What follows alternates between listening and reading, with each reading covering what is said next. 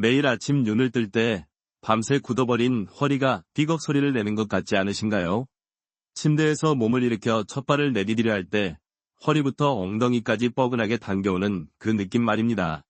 아이고, 허리야, 소리가 절로 나옵니다. 마치 녹슨 기계에 억지로 시동을 거는 듯한 이 뻣뻣함. 그저 나이가 들어서 그렇다고 세월 앞에 장사 없다고 생각하며 참고 계시진 않나요? 많은 분들이 이 통증을 노화의 당연한 훈장처럼 받아들입니다. 하지만 오늘 저는 조금 다른 이야기를 하려고 합니다. 만약 그 통증이 허리가 아닌 전혀 다른 곳에서 보내는 잘못된 구조 신호라면 어떨까요? 우리는 너무 오랫동안 아픈 부위에만 집중해왔습니다. 하지만 진짜 원인은 그 통증을 유발하는 균형에 있습니다. 이 영상이 도움이 되셨다면 구독과 좋아요 눌러주세요. 작은 실천이 건강을 바꿀 수 있습니다. 오늘 우리는 지긋지긋한 그 허리 통증의 진짜 범인을 찾아내고 왜 우리가 그동안 헛다리를 짚어왔는지 그 여정을 함께 떠나보겠습니다. 70대에 접어들면 우리 척추는 수십 년간 우리 몸을 지탱해온 무게를 고스란히 견뎌냅니다. 의학 교과서가 말하는 퇴행성 변화가 시작되는 것이죠. 척추뼈 사이에서 쿠션 역할을 하던 디스크, 추간판은 수분이 빠져나가 납작해지고 척추를 붙잡아주던 주변 근육과 인대는 약해지기 시작합니다. 그래서 병원에 가면 퇴행성 디스크입니다. 척추관이 조금 좁아지셨네요. 라는 말을 듣게 됩니다. 물론 틀린 말이 아닙니다. 엑스레이나 MRI는 눈에 보이는 구조적 변화를 정확하게 보여주니까요. 하지만 여기서 우리는 아주 중요한 질문 하나를 놓치고 있습니다. 우리 몸의 척추를 하나의 기둥이라고 생각해 보십시오. 이 기둥이 굳건히 서 있으려면 그 기둥을 받치고 있는 주춧돌이 튼튼하고 반듯해야 합니다. 만약 이 주춧돌이 한쪽으로 기울거나 삐걱대기 시작하면 기둥은 어떻게 될까요? 그 기울어진 균형을 어떻게든 맞추기 위해 기둥, 허리는 엄청난 스트레스를 받게 됩니다. 우리가 느끼는 허리 통증은 사실 이 기둥이 무너지지 않으려고 안간힘을 쓰며 지르는 비명소리입니다. 더욱 놀라운 사실은 우리가 아침마다 느끼는 그 지긋지긋한 뻣뻣함, 이 사실은 우리 몸이 스스로를 보호하기 위해 취하는 아주 영리한 방어기제라는 것입니다. 주인님, 지금 허리 주변의 균형이 맞지 않아 불안정하니 더 움직이면 위험합니다. 라고 뇌가 근육에게 비상명령을 내려 꽉 붙잡게 만드는 것이죠. 그런데 우리는 이 뻣뻣함을 풀어야 할 적으로 오해하고 아침부터 허리를 무리하게 비틀거나 숙이는 운동을 합니다. 이는 이미 위태로운 기둥을 더 흔드는 격입니다. 통증은 신호이지 적이 아닙니다. 이 신호를 무시하고 나이 탓으로만 돌리며 진통제로 덮어버리는 것이야말로 우리가 저지르는 가장 흔하고 치명적인 실수입니다. 제가 40년간 진료실에서 만난 수많은 어르신이 계십니다. 특히 기억에 남는 한 분은 74세의 이호호 선생님이셨습니다. 평생 농사를 지으시며 누구보다 허리 근육이 좋다고 자부하셨죠. 그런데 70세가 넘어가면서부터는 밭에 쪼그려 앉았다가 일어설 때마다 허리를 펴는데 5분이 걸린다며 저를 찾아오셨습니다. 의사 양반, 내 허리가 왜 이리 됐는지 모르겠어. 걷기 운동도 매일 빠지지 않고 하는데. 그분의 MRI 사진 속 허리는 교과서적인 퇴행성 변화 외에는 특별히 시술할 만큼 심각한 문제가 보이지 않았습니다.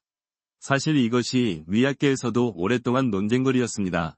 MRI 사진상으로는 당장 수술해야 할 것처럼 디스크가 심하게 튀어나왔는데도 통증 하나 없이 밭을 매는 분이 계신가 하면 이 선생님처럼 사진상으로는 이 정도는 연세에 비해 양호합니다. 라는 말을 듣는데도 극심한 통증으로 밤잠을 설치는 분도 계십니다. 이는 통증이 단순히 뼈나 디스크의 모양에만 달려있는 것이 아님을 증명합니다. 통증은 기능 위 문제입니다. 우리 몸의 전체적인 움직임의 균형이 깨졌다는 가장 강력한 신호입니다. 이 선생님의 문제 역시 허리에 있지 않았습니다. 진짜 원인은 바로 그 주춧돌에 있었습니다. 우리는 이 주춧돌 위 문제를 해결하기 위해 가장 흔한 오해부터 풀어야 합니다. 바로 걷기 운동에 대한 맹신입니다. 의사 선생님, 저 허리 아파서 매일 1만 보씩 걷습니다. 진료실에서 정말 많이 듣는 말씀입니다. TV에서도 신문에서도 옆집 김 선생도 걷기만큼 좋은 운동이 없다고 하니까요. 물론입니다. 걷기는 척추 주변의 근육을 강화하고 혈액순환을 돕는 의사들이 가장 먼저 추천하는 훌륭한 운동입니다.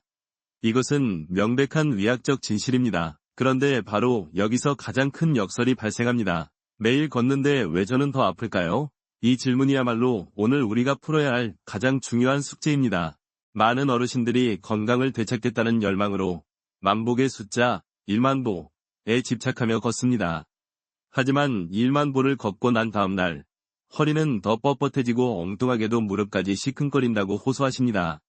건강해지려고 한 노력이 오히려 내 몸을 망가뜨리고 있었던 것입니다. 왜 이런 일이 벌어질까요? 자동차 바퀴의 정렬이 틀어진 상태로 100km를 달린다고 상상해 보십시오. 그 차는 앞으로 나아가긴 하겠지만 타이어는 한쪽만 심하게 닳아버리고 차체는 계속 흔들릴 것입니다. 100km를 달렸다는 양이 중요한 것이 아니라 바퀴가 어떻게 정렬되어 있었는지가 차의 수명을 결정합니다. 우리 몸도 똑같습니다. 의학계에서도 1만보라는 숫자가 과연 모든 사람에게 적합한지에 대해서는 여전히 의견이 분분합니다.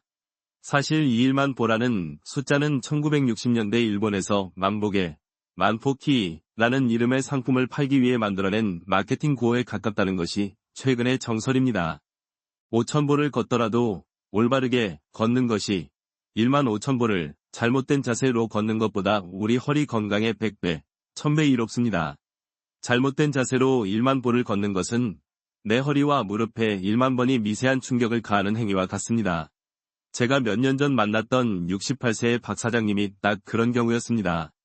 은퇴 후 혈압 관리를 위해 매일 아파트 헬스장에서 트레드밀, 러닝머신 위를 1시간씩 걸으셨죠. TV를 보느라 고개는 앞으로 푹 숙이고 등은 구부정하게 굽은 채로 발은 터벅터벅 끌면서 걸으셨습니다. 그분은 운동을 했다는 사실에만 만족하셨습니다. 결과는 어땠을까요? 3개월 뒤 그분은 허리 디스크가 아니라 무릎 연골이 닳아서 저를 찾아오셨습니다.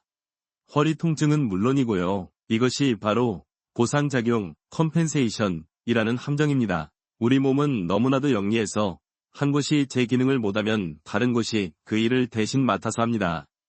박 사장님의 경우처럼 걷기 운동을 할 때 사용해야 할 가장 중요한 엔진이 꺼져 있으니 그 힘을 허리와 무릎이 대신 짊어져야 했던 것입니다.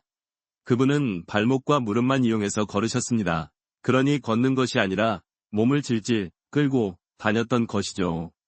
그렇다면 우리가 걷기 운동을 할 때 반드시 켜야 하는 그 진짜 엔진은 어디에 있을까요? 우리가 수십 년간 잊고 지냈던 그 강력한 주춧돌은 과연 무엇일까요? 놀랍게도 그 해답은 우리가 아프다고 느끼는 허리가 아니라 전혀 예상치 못했던 곳에 있었습니다. 바로 허리와 다리를 연결하는 우리 몸의 중심축, 그곳에 모든 비밀이 숨겨져 있었습니다.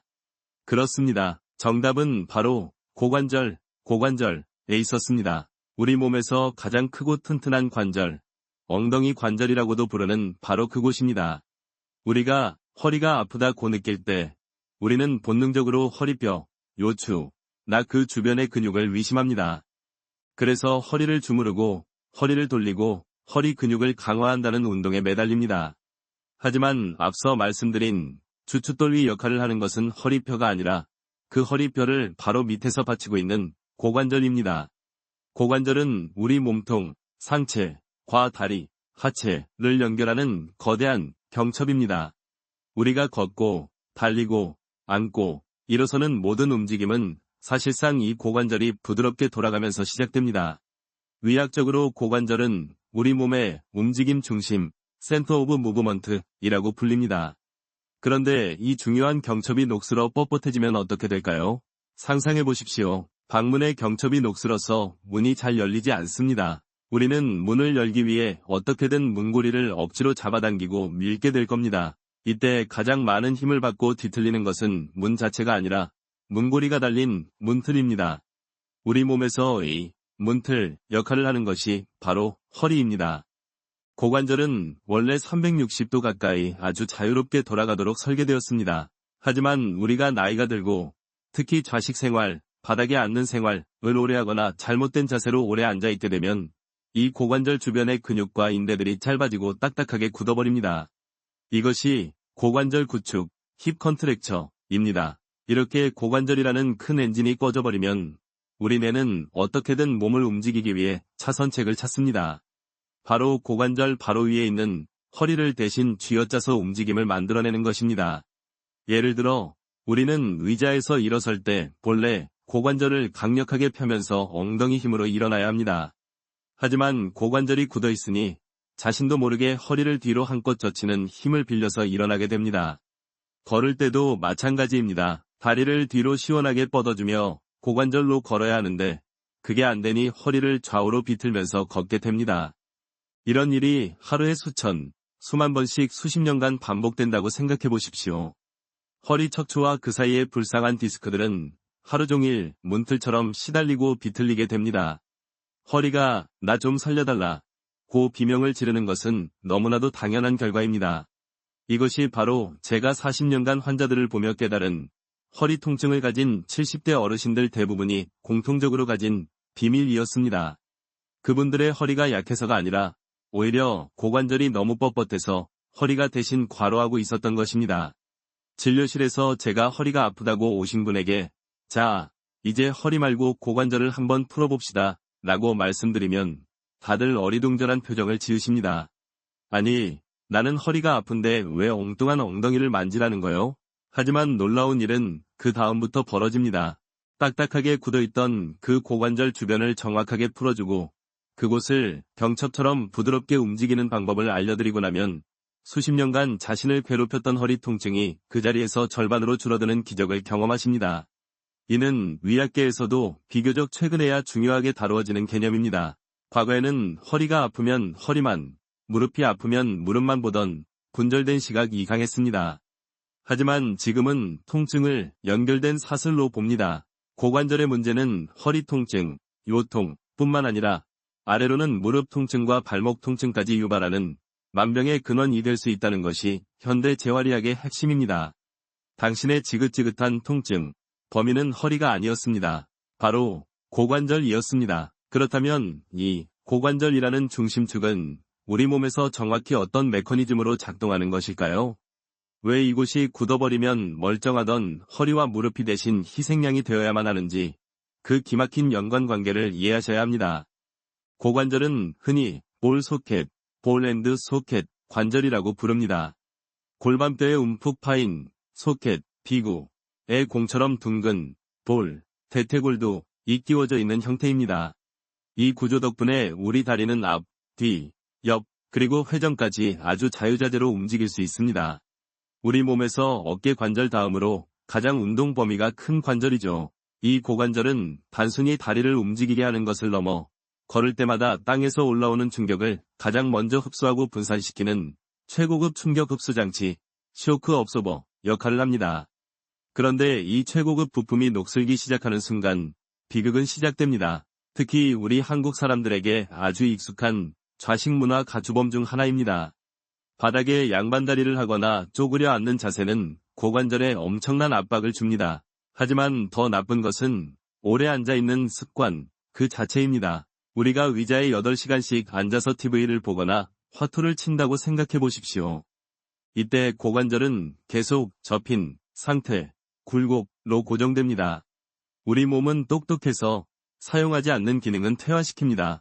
8시간 동안 접혀있던 고관절 앞쪽의 근육, 장요근, 주인님은 이 각도 이상으로 펼 일이 없으신가 보다 라고 오해하고 그 짧아진 길이로 굳어버립니다. 문제는 우리가 일어설 때 발생합니다. 원래대로라면 우리는 고관절을 시원하게 펴면서 신전, 몸을 꼿꼿이 세워야 합니다. 하지만 고관절 앞쪽이 꽉 붙잡고 있으니 다리가 뒤로 펴지질 않습니다. 그래도 우리는 서야 하기에 우리 뇌는 비상사태를 선포합니다. 고관절이 안 펴지니 바로 위에 있는 허리라도 꺾어서 몸을 세워라. 그래서 우리는 자신도 모르게 허리를 뒤로 꺾는 과신전, 힘으로 몸을 펴니다. 이것이 하루에도 수십 번씩 반복됩니다. 걸을 때도 마찬가지입니다. 한 걸음을 내디딜 때 뒷발에 고관절이 쫙 펴져야 추진력이 생기는데 그게 안 되니 허리를 비틀어서 다리를 앞으로 보냅니다. 불쌍한 허리뼈와 디스크는 고관절이 해야 할 일을 떠맡아 하루 종일 꺾이고 비틀리는 고문을 당합니다. 허리가 아픈 것은 당연한 결과입니다. 허리는 가해자가 아니라 고관절 때문에 억울하게 고통받는 첫 번째 희생양입니다. 두 번째 희생양은 무릎입니다. 고관절은 다리를 안팎으로 돌리는 회전 기능도 담당합니다. 그런데 고관절이 굳어서 이 회전 기능이 마비되면 그 바로 아래 관절인 무릎이 그 회전을 대신하려고 합니다. 하지만 무릎은 본래 접었다 폈다만 하도록 설계된 경첩 관절이지 비트는 관절이 아닙니다. 제가 만났던 71세의 김 여사님이 딱 이 경우였습니다. 등산은커녕 동네 시장 가는 것도 무섭다며 저를 찾아오셨죠. 1년 넘게 무릎에 좋다는 연골 주사를 맞았는데도 통증이 그대로였습니다. 제가 그분의 걸음걸이를 유심히 살펴보니 걸을 때마다 발끝이 안쪽으로 돌아가는 안짱걸음을 걷고 계셨습니다. 원인은 무릎이 아니었습니다. 고관절 이 안쪽으로 굳어버려서 뇌회전 구축, 그 아래에 달린 무릎과 발목이 통째로 안쪽으로 뒤틀려 버린 것입니다. 그분은 걸을 때마다 굳은 고관절 대신 무릎 관절을 쥐어짜며 연골을 깎아먹고 계셨던 겁니다. 물론 의학계에서는 근육 약화가 먼저냐, 관절 구축이 먼저냐에 대한 학술적 논쟁이 있기는 합니다. 닭이 먼저냐, 달걀이 먼저냐 하는 문제와 비슷하죠. 하지만 한 가지는 분명합니다. 우리 몸은 하나의 사슬로 연결되어 있으며 그 사슬의 중심축인 고관절이 무너지면 위로는 허리가, 아래로는 무릎이 도미노처럼 무너진다는 사실입니다. 지금 당신의 허리와 무릎을 괴롭히는 통증, 그 뿌리는 바로 뻣뻣하게 굳어버린 당신의 고관절입니다. 그렇다면 이 뻣뻣하게 굳어버린 고관절을 어떻게 해야 할까요? 포기해야 할까요? 이미 70인데 이제 와서 뭘 이라고 생각하십니까? 바로 이 지점에서 저는 오늘 우리 시대의 위대한 노화 연구가이신 박상철 교수님의 지혜를 빌려오고자 합니다. 박 교수님은 30년이 넘는 세월 동안 우리나라의 100세 장수 어르신들을 만나며 그분들의 삶을 연구하신 분입니다. 그분은 노화는 그저 죽어가는 과정이 아니라 건강하게 살기 위해 힘쓰는 과정이라는 놀라운 통찰을 우리에게 주셨습니다. 그분이 수많은 장수인들을 만나고 내린 결론, 그들이 공통적으로 실천하고 있던 건강한 장수를 위한 기본 원칙 중 첫 번째가 무엇인지 아십니까? 그것은 바로 하자입니다. 움직이자입니다. 아니, 의사 양반, 지금 허리 아파 죽겠다는데, 고관절이 굳었다는데 자꾸 움직이라니 그게 말이 되는 소리요? 라고 반문하실 수 있습니다. 저도 40년 전에는 그렇게 생각했습니다. 아프면 쉬어야 한다는 것이 의학의 기본이었으니까요. 물론 급성기 통증에는 휴식이 필요합니다. 뼈가 부러졌는데 움직일 수는 없죠. 하지만 박상철 교수님이 말씀하시는 움직이자는 그런 기계적인 운동만을 의미하는 것이 아닙니다. 이것은 삶의 태도에 관한 철학적인 선언입니다. 나는 나이가 많아서 못한다. 나는 기운이 없어서 못한다. 고 말하며 스스로를 침대와 소파에 가두는 수동적인 자세를 거부하라는 것입니다. 박 교수님의 연구에 따르면 100세에도 밭을 나고 손주를 돌보시는 어르신들은 나이 탓을 하지 않았습니다. 그분들에게 늙음은 포기하는 끝이 아니라 생명이 허락되는 날까지 최선을 다해 살아가는 과정이었습니다. 이 철학이 우리가 지금껏 이야기한 고관절 문제와 아주 정확하게 맞닿아 있습니다. 우리가 왜 1만 보를 걸어도 허리가 아팠습니까? 고관절이라는 핵심 엔진을 움직이는 것을 포기했기 때문입니다. 고관절을 쓰는 법을 잊어버렸기 때문입니다. 우리는 고관절을 움직이는 대신 허리를 비틀고 무릎을 쥐어짜는 편법을 사용해왔습니다. 그것은 박 교수님이 말씀하신 움직임이 아니라 그저 몸을 끌고 다니는 것에 불과했습니다. 진정한 움직임은 우리 몸이 설계된 본래의 목적대로 그 중심축인 고관절을 인지하고 사용하는 것에서 시작됩니다. 제가 진료실에서 70대 환자분들에게 고관절 스트레칭을 알려드릴 때 가장 힘든 점이 무엇인지 아십니까? 근력이 약해서도 유연성이 떨어져서도 아닙니다. 지금 내가 어디에 힘을 줘야 하는지를 전혀 인지하지 못하신다는 것입니다. 수십 년간 엉덩이 근육과 고관절을 잠가두고 사셨기 때문에 뇌에서 그 관절로 가는 신경회로가 약해져 버린 것입니다. 제가 엉덩이에 힘을 줘보세요 라고 말씀드리면 열의9은 허리에 힘을 주시거나 허벅지에 힘을 주십니다. 이것이 현대의학에서 신경-근육 연결, 뉴로머스큘러 커넥션이라고 부르는 개념입니다. 내가 근육을 잊어버린 것이죠. 그래서 움직이자는 원칙의 첫 번째 단계는 무작정 걷는 것이 아니라 내 고관절이 여기 있구나 라고 인지하는 것부터 시작해야 합니다. 이는 단순히 걷는 것과는 차원이 다른 문제입니다. 고관절을 인지하고 걷는다는 것은 한 걸음 한 걸음을 내디딜 때마다 그래, 지금 내 다리가 골반에서부터 부드럽게 움직이고 있어. 내 엉덩이가 뒤로 잘 펴지고 있어 라고 의식적으로 느끼며 걷는 것입니다. 이것이야말로 뇌와 관절 사이에 끊어졌던 신경회로를 다시 연결하는 가장 강력한 재활 훈련입니다. 박상철 교수님이 말씀하신 하자는 바로 이 의식적인 움직임을 오늘 당장 시작하라는 것입니다. 이 의식적인 움직임이 얼마나 큰 기적을 만들어내는지 저는 제 환자분을 통해 직접 목격했습니다. 제가 이 이야기를 꼭 해드리고 싶었습니다. 3년 전쯤 저를 찾아오셨던 73세의 박 선생님 이야기입니다. 그분은 한때 산악회 회장을 맡으실 정도로 정정하셨던 분인데 70세 무렵부터 시작된 허리 통증으로 3년간 지팡이 없이는 10분 이상 걷지를 못하셨습니다. 의사 양반, 내가 죽기 전에 설악산 대청봉은 못 가더라도 하다못해 동네 뒷산이라도 내 발로 한번 다시 올라가 보는 게 소원이오. 그분의 눈에는 깊은 절망감이 어려 있었습니다. 그분은 안 해본 치료가 없었습니다. 허리에 좋다는 비싼 주사도 수십 번 맞으셨고 유명하다는 병원에서 허리 근육을 강화한다는 도수 치료도 1년 넘게 받으셨죠. 하지만 통증은 그때뿐, 다음 날이면 어김없이 지팡이를 짚어야 했습니다. 제가 그분의 걸음걸이를 유심히 살펴보았습니다. 그분은 걷는 것이 아니었습니다. 지팡이의 상체를 의지한 채 다리를 질질 끌고 계셨습니다. 발을 앞으로 내딛는 것이 아니라 상체를 먼저 앞으로 기울여 무게 중심을 이동시킨 뒤 다리를 끌어오는 식이었습니다. 전형적으로 고관절이 완전히 잠겨버린 걸음걸이였습니다. 제가 조심스럽게 여쭈었습니다. 선생님, 혹시 허리 말고 여기 엉덩이 관절, 고관절 스트레칭은 해보셨습니까? 박 선생님은 제 말을 위아하게 쳐다보셨습니다. 아니, 내가 아픈 건 허리인데 왜 자꾸 엉뚱한 엉덩이 타령을 하는 거요? 내 엉덩이는 멀쩡해. 그분의 반응은 지극히 정상이었습니다. 우리는 아픈 곳만 쳐다보니까요. 저는 그분께 우리가 사장에서 이야기했던 경첩과 문틀위 비율을 천천히 설명해드렸습니다. 선생님의 허리는 죄가 없습니다. 진짜 범인은 선생님의 뻣뻣한 고관절입니다. 이 경첩이 녹슬어서 문이 안 열리니 문틀인 허리가 대신 부서지고 있는 겁니다.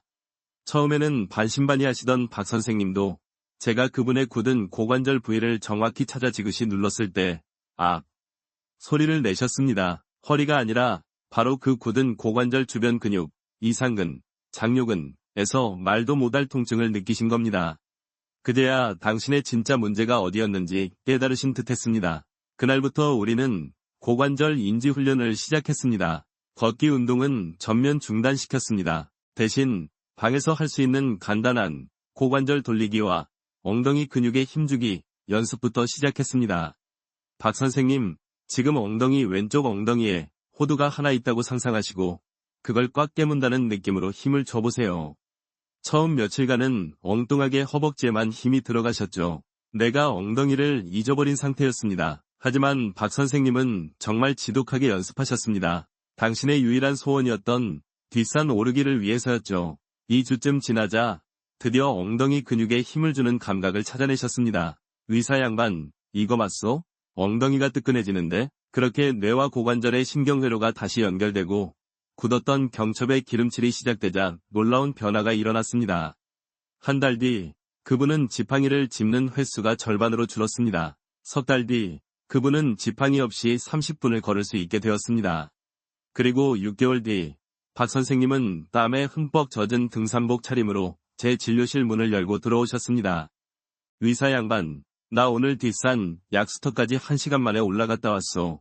그분은 1만 보를 걷지 않았습니다. 비싼 주사를 맞지도 않았습니다. 단지 고관절을 인지하고 그곳을 움직이는 법을 다시 배웠을 뿐입니다. 이것이 바로 고관절 보행법의 기적입니다. 박상철 교수님이 말씀하신 움직이자는 것은 바로 이렇게 내 몸의 잃어버린 기능을 되찾아가는 의식적인 실천을 의미하는 것입니다. 73세의 박 선생님도 해내셨습니다. 이 영상을 보시는 여러분이라고 못할 이유가 없습니다. 그렇다면 박 선생님의 기적을 만들어낸 그 고관절 보행법이란 과연 무엇일까요? 절대 어렵지 않습니다. 이름은 거창하지만 사실은 우리가 태어날 때부터 가지고 있었던, 그러나 수십 년간 잊고 살았던 본래의 기능을 되찾는 과정일 뿐입니다. 오늘 저는 시청자분들께서 당장 오늘 저녁 산책길에서부터 따라 하실 수 있도록 가장 핵심적인 3단계 비법을 알기 쉽게 풀어서 설명해 드리겠습니다. 첫 번째 단계가 가장 중요합니다. 바로 허벅지가 아닌 엉덩이로 걷는다고 의식하는 것입니다. 이게 무슨 말인가 싶으실 겁니다. 걷는 건 당연히 다리로 걷는 거지. 엉덩이로 어떻게 걸어? 이것이 바로 우리가 가진 가장 큰 오해입니다. 우리는 앞으로 나아가는 힘, 즉 추진력, 이 허벅지 앞쪽 근육에서 나온다고 생각합니다. 그래서 다리를 앞으로 들어올리는 데만 집중합니다. 하지만 이는 우리 몸의 에너지를 낭비하고 무릎에 부담을 주는 아주 비효율적인 걸음입니다. 우리 몸에서 가장 크고 강력한 근육은 허벅지 앞이 아니라 바로 엉덩이 근육, 둔근입니다. 이 엉덩이 근육이야말로 인류가 4발 보행에서 2발 직립 보행으로 진화하면서 얻게 된 가장 강력한 엔진입니다. 우리가 걸을 때의 진짜 추진력은 앞으로 내딛는 발이 아니라 뒤에 남은 발이 엉덩이가 땅을 힘차게 밀어내는 힘에서 나옵니다. 자, 지금 저를 따라 상상해 보십시오. 오른쪽 발을 앞으로 내딛는 순간 내 몸을 앞으로 밀어주는 진짜 주체는 오른쪽 다리가 아니라 뒤에 남아있는 왼쪽 엉덩이입니다. 왼쪽 엉덩이 근육이 꽉 수축하면서 땅을 뒤로 밀어내기 때문에 그 반작용으로 내 몸이 앞으로 나아가는 것입니다. 이것이 의학에서 말하는 고관절 신전, 힙 익스텐션을 통한 보행입니다. 이 엉덩이로 걷기가 중요한 이유는 이 근육을 사용해야만 비로소 허리가 휴식을 취할 수 있기 때문입니다. 엉덩이 근육이 엔진 역할을 제대로 하면 우리 척추, 허리는 그저 꼿꼿하게 서서 중심을 잡는 기둥 역할에만 충실하면 됩니다. 하지만 엉덩이 엔진이 꺼져 있으니 불쌍한 허리가 엔진 역할까지 대신하느라 그토록 비명을 질렀던 것입니다. 오늘부터 걸으실 때 나는 엉덩이로 걷는다. 내 엉덩이가 땅을 밀어낸다. 그 마음속으로 계속 되뇌어 보십시오. 10분만 그렇게 걸어도 허리가 아니라 엉덩이 뒤쪽이 뜨끈해지는 것을 느끼실 겁니다. 그게 바로 70평생 처음으로 진짜 엔진이 켜지는 신호입니다. 두 번째 단계는 보폭을 평소보다 5cm만 넓히는 것입니다. 왜 하필 5cm일까요? 많은 분들이 보폭을 넓게 하라고 하면 마치 경보 선수처럼 다리를 쭉쭉 찢으려고 하십니다. 그러다간 오히려 고관절이 다칠 수 있습니다. 제가 말씀드리는 5cm는 우리가 무의식적으로 걷던 종종걸음에서 벗어나기 위한 최소한의 의식적인 노력입니다. 고관절이 굳어있는 분들의 공통점은 보폭이 아주 좁다는 것입니다. 발을 질질 끌면서 무릎과 발목의 힘으로만 걷죠. 이렇게 보폭이 좁으면 우리가 그토록 강조했던 고관절 신전, 즉 다리가 뒤로 펴지는 동작이 전혀 일어날 틈이 없습니다. 하지만 내가 의식적으로 지금보다 딱 5cm만 더 멀리 내딛겠다고 생각하는 순간 놀라운 일이 벌어집니다. 그 5cm를 더 가기 위해서는 반드시 뒤에 남는 다리의 고관절이 더 펴져야만 합니다. 즉, 걷는 행위 자체가 우리가 사장에서 이야기했던 뻣뻣하게 굳어있던 고관절 앞쪽 근육, 장요근을 스트레칭하는 행위로 바뀌게 됩니다. 억지로 스트레칭 시간을 내지 않아도 올바른 걷기 자체가 뻣뻣한 고관절을 매일 수천 번씩 부드럽게 풀어주는 최고의 재활치료가 되는 것입니다. 마지막 세 번째 단계는 발바닥 전체로 터벅 찍지 말고 발 뒤꿈치부터 딛는 것입니다. 이것은 우리 몸의 충격 흡수 메커니즘과 직결된 아주 중요한 습관입니다. 고관절이 굽고 허리가 아픈 분들은 대부분 발을 질질 끌거나 발바닥 전체로 쿵 소리가 나게 땅을 찍으며 걷습니다. 이 충격은 여과 없이 무릎과 고관절을 거쳐 허리 디스크까지 그대로 전달됩니다. 올바른 걸음은 발 뒤꿈치, 힐, 발바닥 중앙, 미드풋, 엄지발가락, 토, 순서로 체중이 부드럽게 굴러가듯이 이동해야 합니다. 이것을 종족 보행, 힐투토롤이라고 합니다. 발 뒤꿈치가 땅에 가볍게 착 닿는 순간 우리 발이 아치와 종아리 근육, 허벅지 근육이 용수철처럼 충격을 흡수하며 다음 동작을 준비합니다. 물론 학계에서는 최적의 착지 지점이 어디냐, 과도한 뒤꿈치 착지, 힐 스트라이크가 오히려 무릎에 안 좋다는 등 여전히 논쟁이 있습니다. 하지만 그것은 마라톤 선수들에게나 해당되는 이야기입니다. 지금 고관절이 굳어서 발을 질질 끌고 계신 우리 어르신들에게는 이 뒤꿈치 발바닥 발가락으로 이어지는 굴림, 롤링, 위 감각을 되찾는 것이 수만 배 더 중요합니다. 정리하겠습니다. 첫째, 엉덩이로 민다. 둘째, 5cm 더 넓게 걷는다. 셋째, 뒤꿈치부터 딛는다. 이 세 가지만 기억하십시오. 내일 당장 이 세 가지를 완벽하게 하려고 욕심내지 마십시오. 이번 주는 오직 첫 번째, 엉덩이로 걷는 느낌에만 집중해 보시는 겁니다. 그것만 성공해도 당신의 허리는 수십 년 만에 처음으로 달콤한 휴가를 맞이하게 될 것입니다. 자, 우리가 7장에서 허리를 살리는 3단계 보행법을 배웠습니다. 엉덩이로 밀고 5cm 더 넓게 딛고 뒤꿈치부터 구르듯이 걷는 것. 이것은 우리 몸에 잠자던 엔진을 다시 켜는 새로운 습관을 만드는 과정입니다. 그런데 새로운 습관을 만드는 것만큼이나 어쩌면 그보다 더 중요한 것이 있습니다. 바로 수십 년간 내 몸에 밴 나쁜 습관을 버리는 것입니다. 아무리 좋은 엔진 오일을 붓고 새 타이어를 끼워도 엑셀 대신 브레이크를 밟는 습관을 고치지 않으면 차는 앞으로 나아갈 수 없습니다. 지금부터는 우리가 무심코 저지르는 내 허리를 매일같이 망가뜨리고 있는 최악의 걸음걸이 3가지를 말씀드리겠습니다. 이 습관들을 인지하고 고치지 않으면 7장에서 배운 모든 노력이 물거품이 될 수 있습니다. 첫 번째 최악의 걸음걸이는 바로 팔자걸음입니다. 길을 걷다 보면 특히 우리 남성 어르신들 중에서 양발끝을 바깥으로 45도 가까이 벌리고 어깨를 흔들며 걷는 분들을 쉽게 볼 수 있습니다. 마치 오리처럼 걷는다고 해서 오리걸음이라고도 하죠. 많은 분들이 이 걸음걸이가 안정적이다. 남자는 자고로 그렇게 걸어야 힘이 있어 보인다고 오해하십니다. 이것은 정말 치명적인 오해입니다. 왜 팔자걸음이 허리의 최악일까요? 발끝이 바깥을 향하는 순간 그 위에 연결된 다리뼈 전체가 바깥으로 돌아가고 외회전, 우리의 고관절 역시 바깥으로 돌아간 상태에서 잠겨버리기, 락트 때문입니다. 우리가 3장과 4장에서 배운 것을 기억해 보십시오. 건강한 보행의 핵심은 고관절이라는 경첩이 앞뒤로 부드럽게 움직이며 다리를 신전, 시키는 것이었습니다. 그런데 팔자걸음으로 고관절이 바깥으로 돌아가 잠겨버리면 이 앞뒤로 펴는 기능이 원천 봉쇄됩니다. 그럼에도 우리는 앞으로 나아가야 합니다. 엔진이 잠겼으니 어떻게 할까요? 우리 뇌는 또다시 불쌍한 허리를 쥐어짜기 시작합니다. 고관절이 앞뒤로 움직여야 할 그 가동 범위를 허리가 좌우로 비틀리는 움직임으로 대신 보상하는 것입니다. 팔자걸음으로 1만 보를 걷는 것은 1만 번 동안 내 허리 디스크를 빨래 짜듯이 좌우로 비트는 행위와 같습니다. 닫힌 문을 열기 위해 경첩 대신 문틀을 잡아 비트는 것과 똑같습니다. 언젠가 그 문틀, 허리,이 부서지고 쪼개지는 것은 시간 문제입니다. 제가 진료실에서 어르신, 발끝이 앞을 보게 11자로 걸으셔야 합니다. 라고 신신당부하는 이유가 바로 이것입니다. 두 번째 최악의 걸음걸이는 팔자걸음의 반대, 안짱걸음입니다. 발끝이 안쪽으로 모아진 채 걷는 걸음이죠.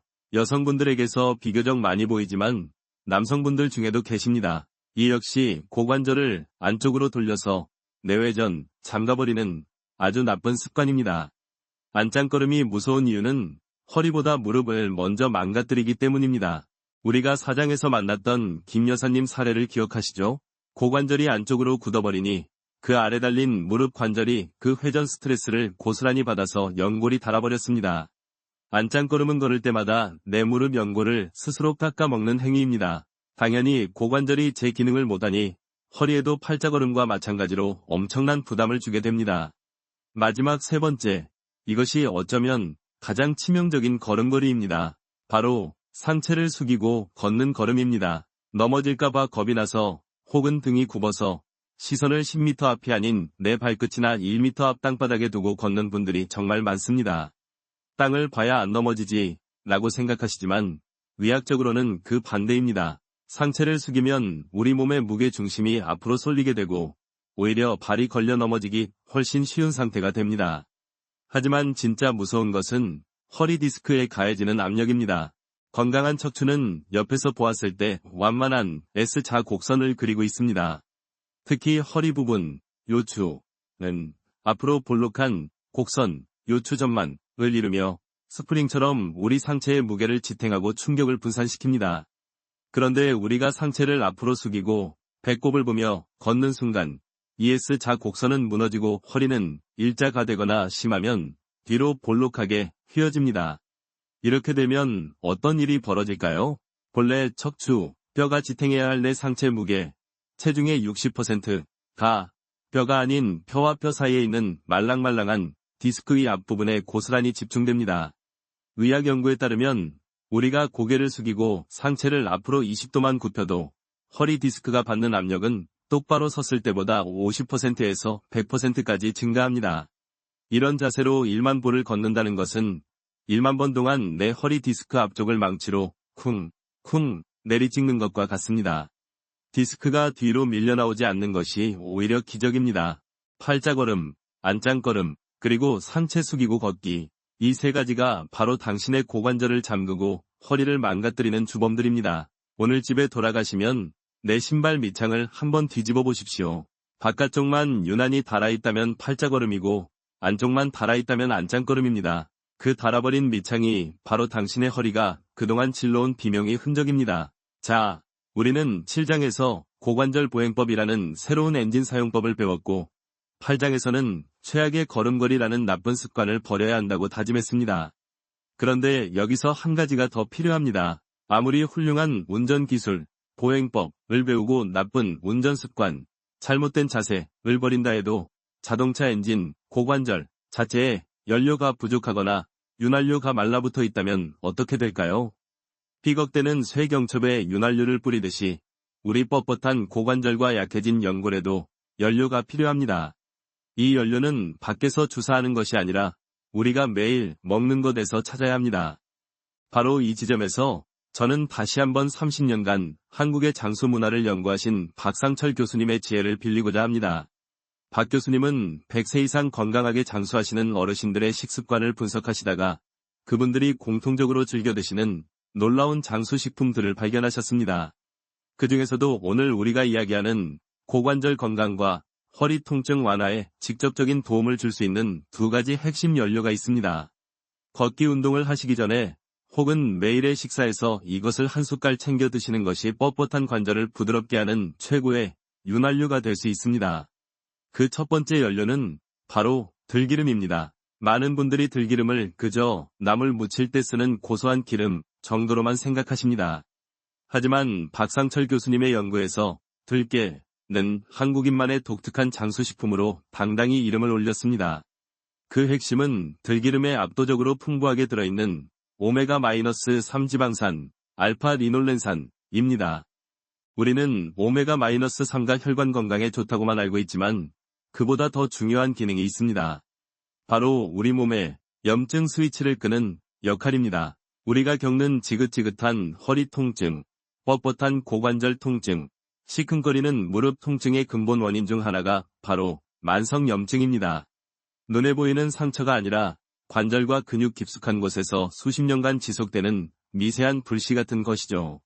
이 염증이 관절을 뻣뻣하게 만들고 통증을 유발합니다. 매일 아침 들기름을 한 숟갈 먹는다는 것은 이 만성염증이라는 불씨 위에 가장 강력한 소화액을 뿌려주는 것과 같습니다. 들기름 속에 풍부한 오메가-3는 우리 몸속에서 강력한 항염증 물질로 변환되어 고관절과 허리 주변의 염증을 잠재우고 통증을 완화하는 데 직접적인 도움을 줍니다. 7장에서 배운 고관절 보행법 이 녹슨 경첩을 억지로 움직여서 길을 내는 물리적인 노력이라면 들기름은 그 경첩에 윤활유를 부어주는 화학적인 지원입니다. 박 교수님이 연구한 담양, 곡성 등 장수마을 어르신들이 들깻잎과 들기름을 즐겨 드신 데에는 다 이유가 있었던 것입니다. 두 번째 연료는 바로 김입니다. 아니, 고관절이랑 김이 무슨 상관이요? 라고 위하하실 겁니다. 엄청난 상관이 있습니다. 우리가 5장에서 고관절 인지훈련에 대해 이야기했던 것을 기억하십니까? 70대 박 선생님이 엉덩이에 호두 깨는 느낌을 되찾기까지 그토록 오래 걸렸던 이유. 그것은 뇌와 엉덩이 근육 사이에 신경회로가 약해졌기 때문이라고 말씀드렸죠. 우리가 엉덩이로 걸어야지 라고 인지하는 것은 뇌가 하는 일이고 그 명령을 엉덩이, 근육, 고관절까지 전달하는 것은 신경입니다. 이 신경이라는 전선이 낡고 피복이 벗겨져 있다면 내가 아무리 강력한 신호를 보내도 엉덩이 근육은 제대로 수축할 수 없습니다. 바로 여기서 김이 등장합니다. 박상철 교수님의 연구에서 김, 미역, 다시마 같은 해조류는 한국인의 대표적인 장수식품이었습니다. 그런데 이 김의 놀라운 효능 중 하나가 식물성 식품임에도 불구하고 비타민 B12를 함유하고 있다는 사실입니다. 비타민 B12는 신경 비타민이라고 불립니다. 우리 신경세포를 감싸고 있는 수초, 마이린 쉬스라는 피복을 튼튼하게 만드는 핵심 재료입니다. 나이가 들수록 비타민 B12 흡수율이 떨어지는데 이것이 결핍되면 손발이 저리거나 말초신경병증, 심하면 인식 기능이 떨어지고 치매 위험도 높아집니다.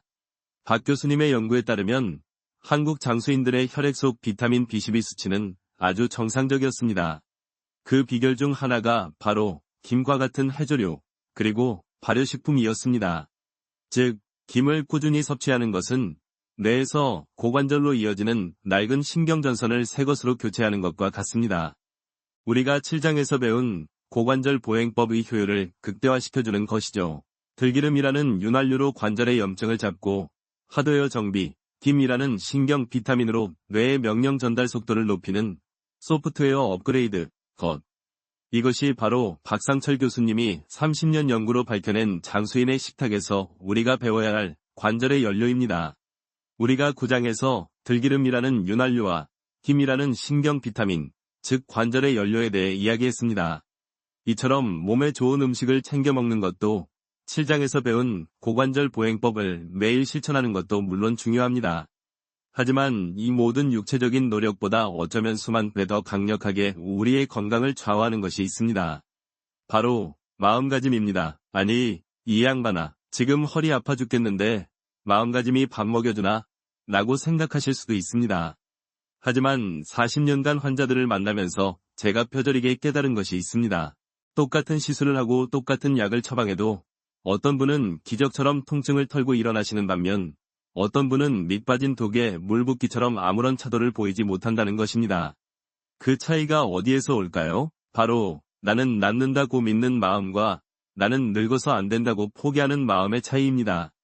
이것은 그저 기분 탓이나 뜬구름 잡는 소리가 아닙니다. 플라시보 효과, 플라시보 이펙트라는 의학 용어가 괜히 있는 것이 아닙니다.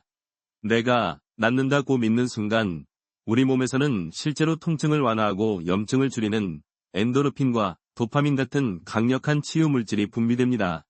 반대로 나는 안 될 거야 라고 절망하는 순간 코르티솔 같은 스트레스 호르몬이 쏟아져 나와 염증을 악화시키고 통증에 더 민감하게 반응하게 만듭니다. 바로 이 지점에서 저는 박상철 교수님이 30년 연구 끝에 내린 또 하나의 위대한 통찰을 다시 한번 강조하고 싶습니다. 그것은 100세를 준비하는 행동강령 8.5 중 제5조목 나이 탓하지 말자는 것입니다.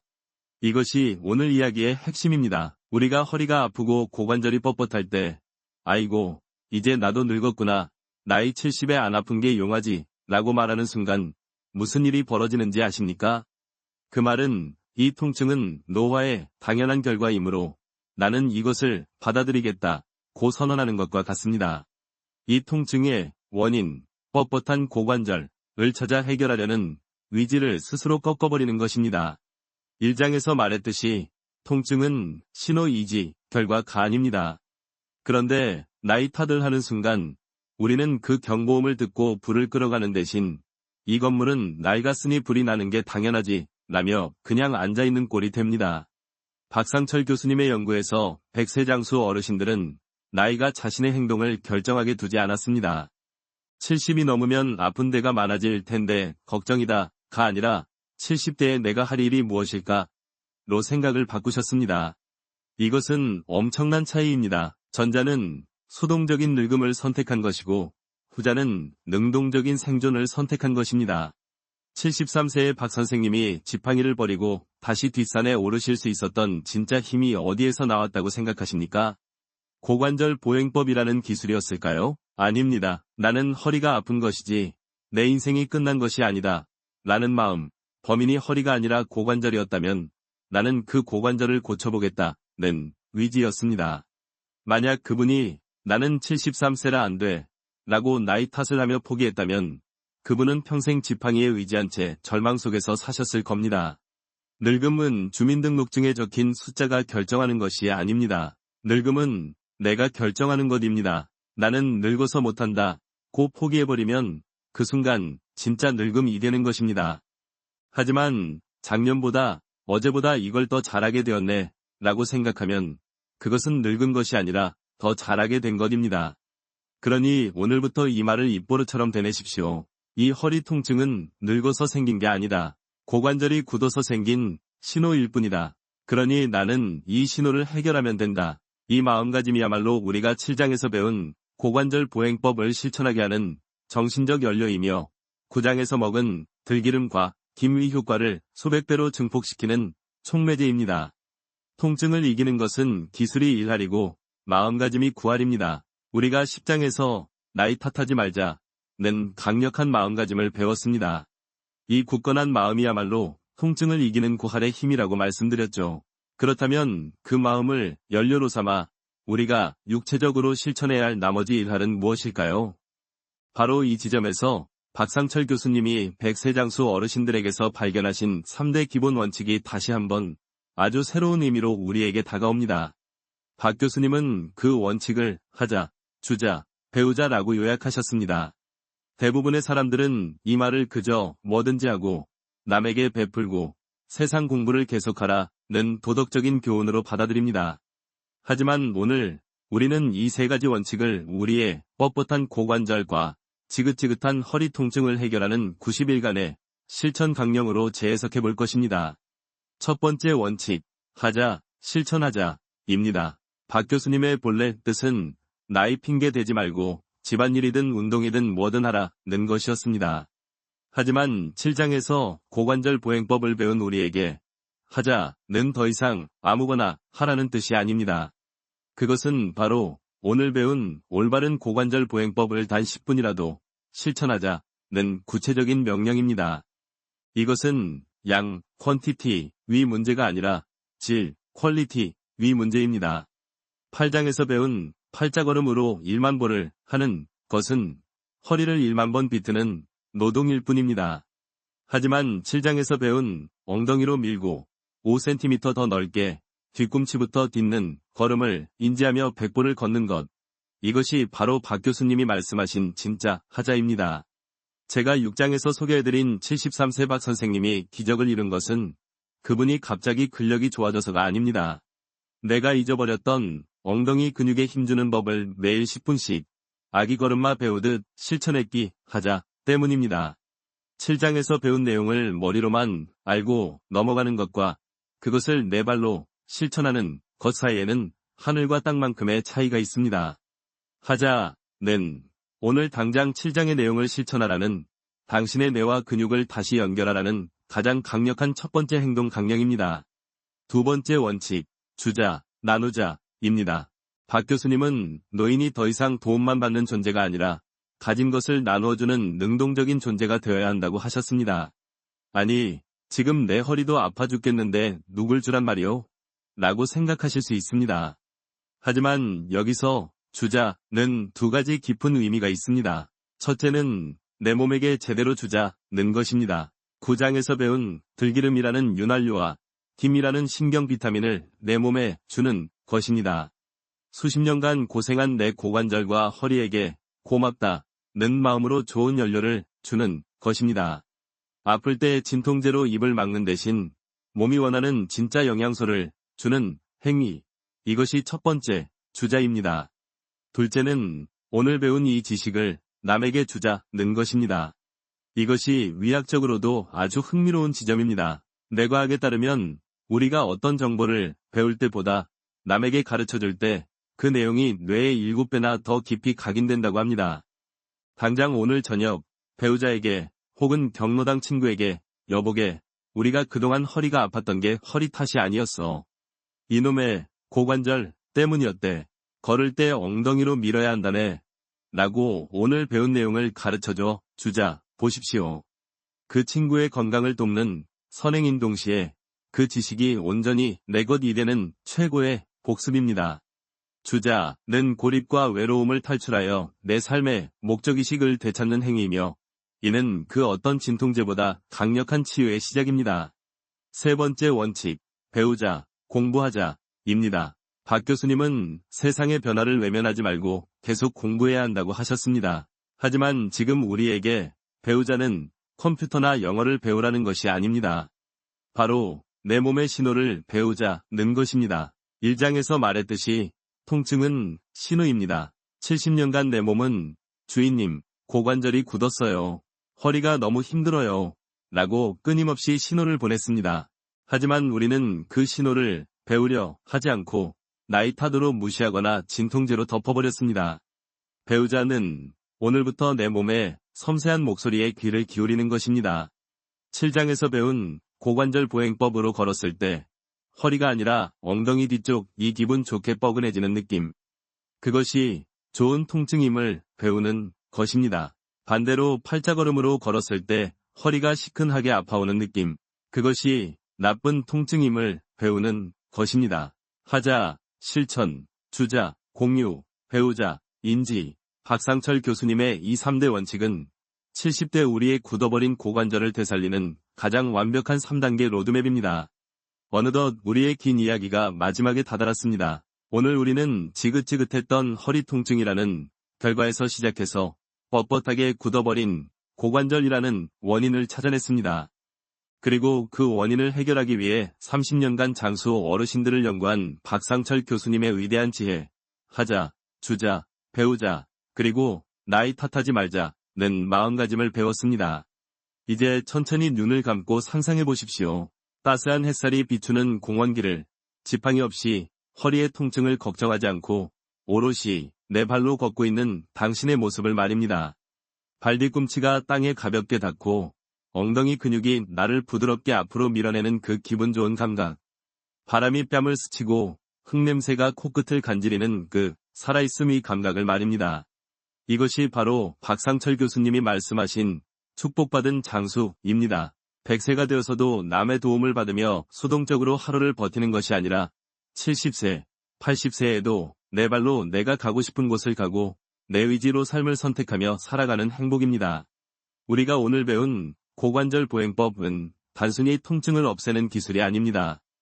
그것은 박 교수님의 말씀처럼 노화는 끝이 아니라 생존을 위한 변화의 과정이라는 것을 받아들이는 첫 번째 실천입니다. 뻣뻣해진 고관절이라는 변화에 절망하고 나이 탓을 하는 대신 그 변화에 적극적으로 적응하기 위해 엉덩이로 걷는 법을 다시 배우는 배우자 것입니다. 오늘 당장 모든 것이 바뀌지 않을 수도 있습니다. 수십 년간 굳어온 관절이 단 하루 만에 부드러워질 리 없습니다. 하지만 괜찮습니다. 오늘 저녁 단 10분이라도 엉덩이로 걷는 느낌에 집중해보는 그 작은 실천, 하나면 충분합니다. 그 작은 발걸음 하나가 뇌와 근육 사이에 끊어졌던 신경회로를 다시 연결하는 위대한 첫걸음이 될 것입니다. 지금 시작하시면 내년 이맘때는 전혀 다른 삶이 펼쳐질 수 있습니다. 오늘이 그 첫걸음입니다.